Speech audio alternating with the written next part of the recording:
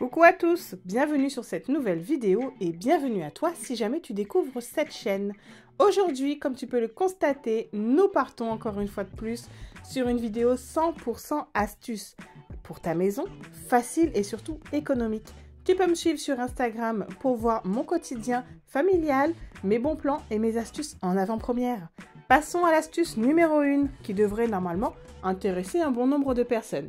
Si toi aussi tu fais partie de l'élite qui continue de repasser, eh bien dans ce cas tu as le fer à repasser à la maison. Alors comment on fait pour bien l'entretenir? Certes, à l'intérieur pour enlever le calcaire on peut utiliser le vinaigre blanc, néanmoins la semelle n'est pas toujours facile à entretenir. Il arrive parfois que vous savez les petits flocages, les petites écritures ou les dessins des t-shirts, des pantalons viennent se coller sur la semelle et malheureusement provoquent des dégâts. Alors comment on fait pour enlever ça sans gratter? Eh bien je te montre. Tu utiliseras une feuille d'aluminium, du gros sel de préférence, mais si tu en as jamais chez toi, ce n'est pas grave, tu peux utiliser du sel fin. Néanmoins, tu devras rester un peu plus longtemps avec ton fer dessus. N'hésite pas à faire des va-et-vient parce qu'avec le gros sel, ça va réaliser du frottement. La chaleur, elle, va faire le reste avec le gros sel et vous allez voir que tout va venir s'enlever. Également, j'avais des gros points de calcaire dans les trous et je n'ai plus rien. Donc c'est vraiment topissime. Attention à ne pas le réaliser trop souvent pour ne pas abîmer la semelle de votre fer. L'astuce numéro 2, elle concerne tout le monde car on a tous des toilettes dans notre maison. En tout cas, on essaie, vraiment je dis bien on essaie un bon nombre de personnes d'enlever les mauvaises odeurs de cette pièce, de ce lieu qui parfois sent l'urine malgré le nettoyage. Eh bien tout simplement parce qu'en bas des toilettes, nous avons un petit espace qui parfois est rempli par un joint et d'autres pas. Néanmoins, on a toujours donc de la saleté, des mauvaises odeurs qui vient s'initier. Alors comment le nettoyer? Vous pouvez utiliser un produit simple, mais si vous voulez qu'il soit vraiment désodorisant, je vous conseille la mousse à raser. La mousse à raser, c'est plutôt atypique, je vous l'avoue. Néanmoins, elle a une super combinaison. Elle a de l'acide gras et un agent nettoyant, donc elle va pouvoir nettoyer sans abîmer. Et ça, vous pouvez même l'utiliser dans votre robinetterie. D'autant plus que la mousse à raser a souvent une odeur mentholée qui va rester et ça, je vous assure, c'est super agréable. Ça va contrôler les mauvaises odeurs et l'odeur d'urine sera totalement partie. Comme je suis lancée dans les toilettes, je vous montre également que vous pouvez l'utiliser dans votre brosse pour nettoyer le fond de la cuvette ou même encore, eh bien, votre cuvette. La mousse à raser a énormément de possibilités. Vous pouvez nettoyer vos miroirs, votre robinetterie, ça enlève le calcaire, voilà, ça enlève les impuretés, donc n'hésitez pas, ça coûte pas cher et c'est facile à utiliser. Astuce numéro 3. Je dirais que mon plus grand combat, je veux que tout sente bon. Parfois, c'est pas évident parce que bien, on vit, on dégage par nous-mêmes des odeurs corporelles.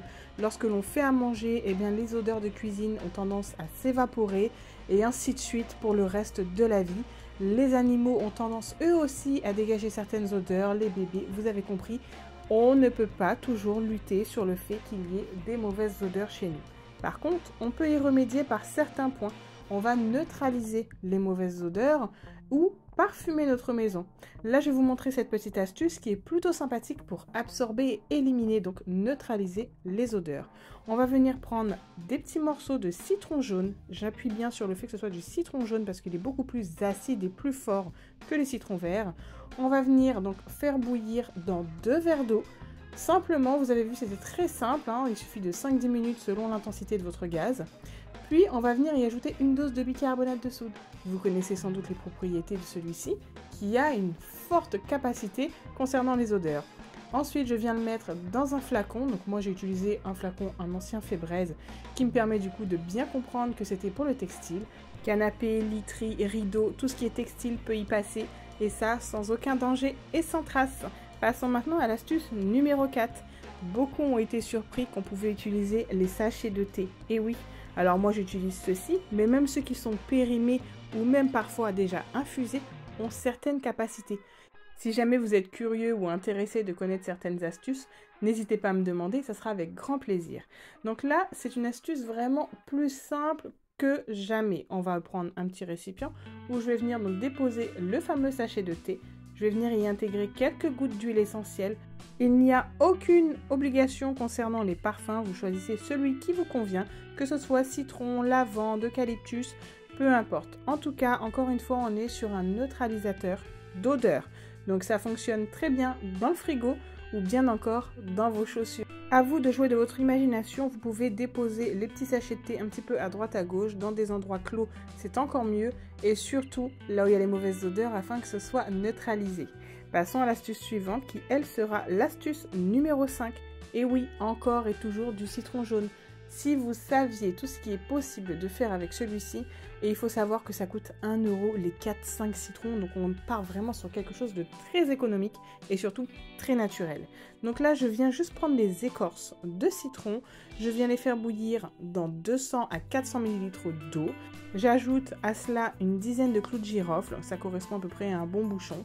Et vous allez voir que l'eau va se colorer, donc au bout de 5 minutes, ça sera terminé. Vous laissez reposer, refroidir, vous l'intégrez dans un pulvérisateur et vous pouvez venir nettoyer vos poubelles avec. Et oui, vous allez voir, ça va neutraliser encore une fois les odeurs, mais surtout parfumer grâce au clou de girofle. Et ça vraiment, c'est pas négligeable parce que ce soit les poubelles de tri ou les poubelles ménagées, eh ben, ça a tendance vraiment à sentir. Passons à l'astuce numéro 6 maintenant, qui encore une fois va être tournée autour du citron. Comme j'ai utilisé les écorces d'un citron précédent, pour ne pas gaspiller, je vais utiliser le même. Néanmoins, si c'est un autre jour ou autre, vous pouvez utiliser un citron déjà basique, hein, c'est pas grave du tout, qu'il y ait la peau ou pas, ça ne changera rien. On va venir y intégrer du gros sel et là vous allez pouvoir nettoyer votre inox, vos éviers. On sait très bien, on a beau les nettoyer, les essuyer, il y a toujours des résidus de calcaire et vraiment c'est fatigant. Donc comment retrouver sa brillance? Eh bien grâce à cela. C'est tout simple, ça vous prendra 2 minutes et vous venez bien l'essuyer avec une lingette microfibre et regardez-moi le résultat. On pourrait presque se voir dedans. Et ça nous a coûté quoi encore? Pas grand chose. Je répète, le citron jaune coûte quasiment rien et le gros sel également. Ce sont vraiment deux alliés que vous pouvez avoir à la maison et vous avez énormément de recettes et d'astuces possibles avec. Passons maintenant à l'astuce numéro 7, machine à laver. Tout le monde a une machine à laver, du moins une grande majorité. Encore une fois, on a beaucoup d'astuces où on peut venir nettoyer cette machine. Je dirais bien encore une fois le citron avec du dentifrice, c'est parfait lorsque vous lancez un cycle. Néanmoins, il y a aussi d'autres méthodes.